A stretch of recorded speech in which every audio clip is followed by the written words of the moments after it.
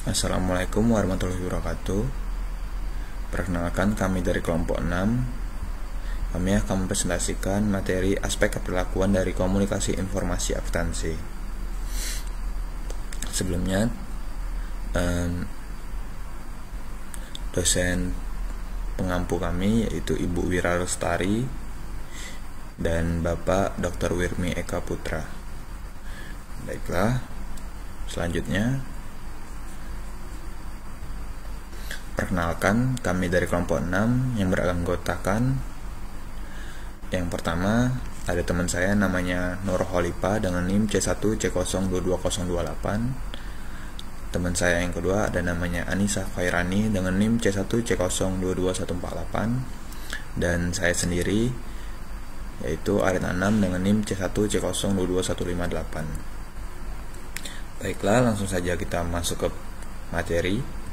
Materi yang pertama yaitu teori komunikasi, yaitu komunikasi yang buruk sering menjadi penyebab utama konflik interpersonal dan hambatan dalam kerja kelompok. Komunikasi yang efektif sangat penting karena melalui proses ini informasi dan gagasan dapat disampaikan dengan jelas. Dalam konteks akuntansi, komunikasi menjadi inti dari menyampaikan informasi keuangan dan manajerial. Akuntan dituntut untuk menyajikan informasi bisnis secara jelas, ringkas, dan akurat agar memenuhi kebutuhan pengguna. Materi selanjutnya akan dibacakan oleh Anissa Khairani. Kepada Anissa Khairani dipersilakan. Baiklah, materi selanjutnya yaitu pengertian komunikasi. Secara terminologi, komunikasi adalah proses penyampaian pernyataan dari satu individu ke individu lain. Dalam pengertian luas, komunikasi adalah proses pertukaran informasi antara dua atau lebih sistem dalam suatu lingkungan bersama. Dalam akuntansi, komunikasi berperan penting bagi individu dalam bisnis untuk bertukar informasi keuangan yang dapat diterjemahkan menjadi prediksi operasi masa depan organisasi serta mendukung pengambilan keputusan dan pengendalian sehari-hari. Kemudian fungsi komunikasi. Yang pertama ada pengendalian, yang kedua motivasi, yang ketiga pengungkapan emosional, dan yang keempat penyediaan informasi. Lalu model komunikasi. Model komunikasi menjelaskan proses penyampaian informasi melalui berbagai elemen seperti sumber, pesan, saluran, penerimaan, dan umpan balik dengan variasi fokus tergantung model yang digunakan, yaitu model Laswells, Shannon-Weher, dan SMCR. Menekankan komunikasi linear tetapi sering dikritik karena kurangnya perhatian pada konteks atau gangguan.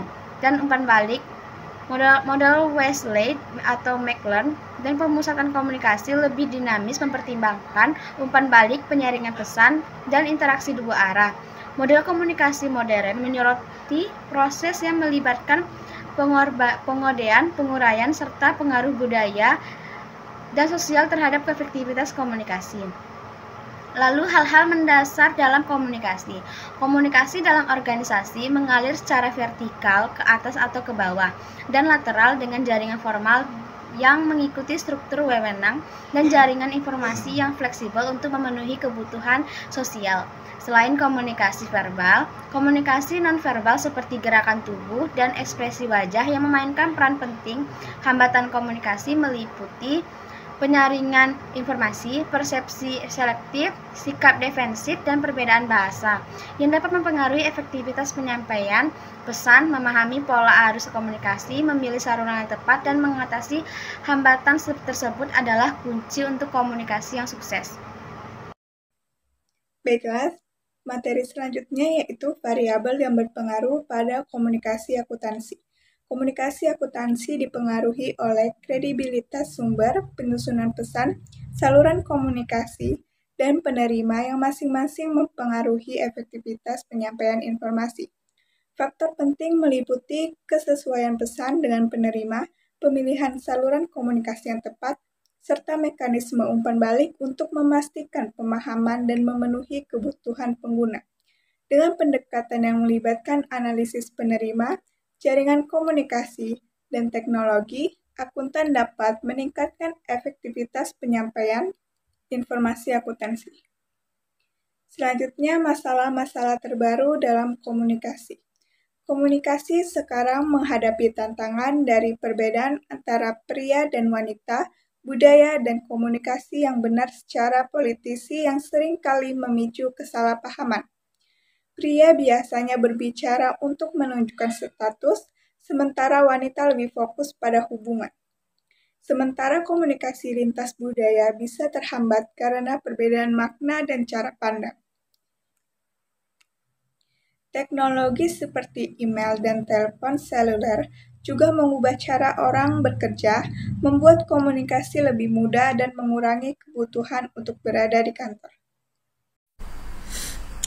Baiklah, terima kasih kepada teman-teman saya yang telah menyampaikan materi. Sekian presentasi dari kelompok kami. Apabila ada dari teman-teman ingin menyampaikan kritik, saran maupun pertanyaan, silakan. Terima kasih juga kepada Ibu Wira Lestari dan teman-teman yang telah hadir dan menyimak video kami. Sekian presentasi dari kami. Saya akhiri. Wassalamualaikum warahmatullahi wabarakatuh.